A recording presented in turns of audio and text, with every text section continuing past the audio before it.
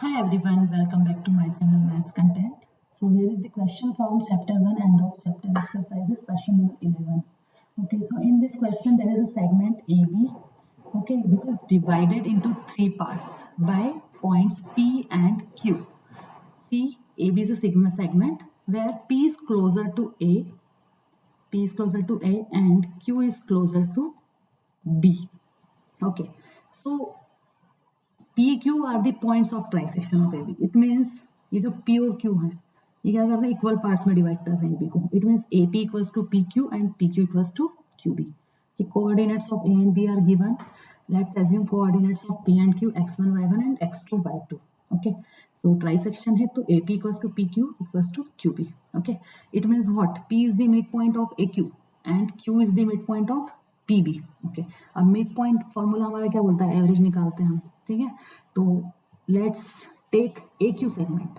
Okay, so take एक segment A Q where mid point is P.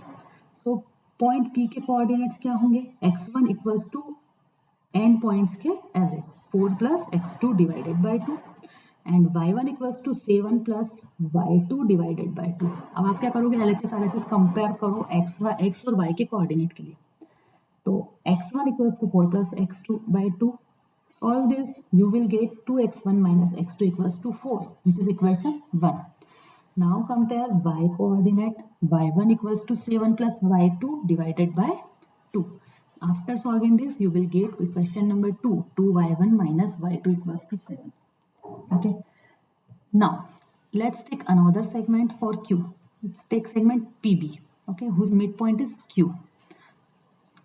Okay, so coordinates of q means x2 equals to x1 plus 16 divided by 2 and y2 equals to y1 plus minus 2 divided by 2.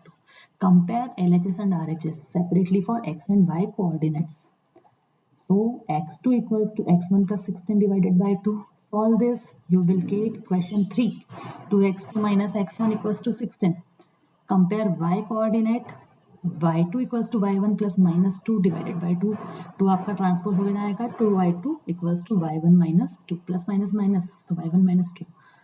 तो y को आप ले जाइए left में, so it will be negative y1 and minus 2 इधर आएगा. ये question 4 हो गई. अब आपको x आपके पास क्या है, 4 इक्वेशन 1 2 3 4. ठीक है, अब हमें यहाँ पे क्या करना है, एक्स और Y coordinate x1 x2 y1 y2 find करना है. तो इक्वेशन 1 और 3 सॉल्व करके हम x1 x2 निकालेंगे.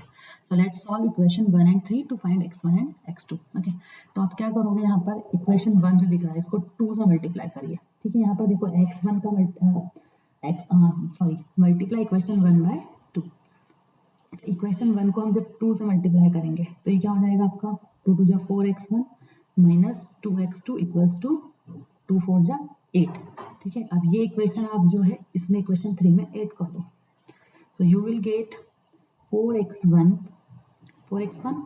Minus x1. ठीक है, minus 2x2 plus 2x2 equals to 8 plus 16.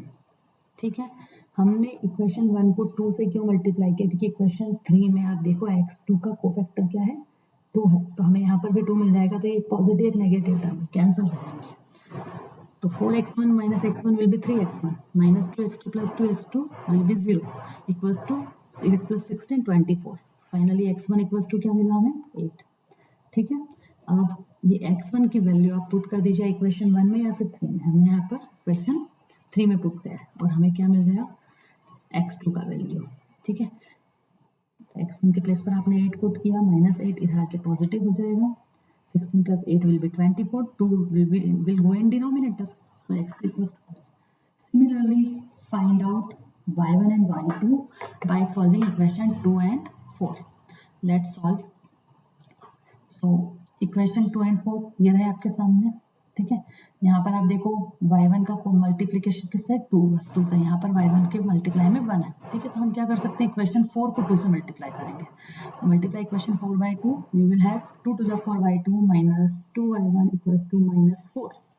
Now add this and this equation 3 और इसको ऐड करो. तो 4y2 minus y2 minus 2y1 plus 2y1 minus 4 plus 7. 2y1 cancel, positive negative, 4y2 minus y2 will be 3y2 equals to c1 minus 4 will be 3. Now this 3 will go in denominator, so 3 by 3 will be 1, y2 मिल गया आपको 1, y2 का value put कर दो आप equation 2 में, y1 आपको मिलेगा 4. Okay, now you have all the values of x1, y1, x2, y2. Okay, it means you have solved for coordinates of p and q, which are 8,4 for p and for q 12,1. Thanks for watching. If you like this video, if you understood the concept, like, share and subscribe for more videos like this. Thank you so much.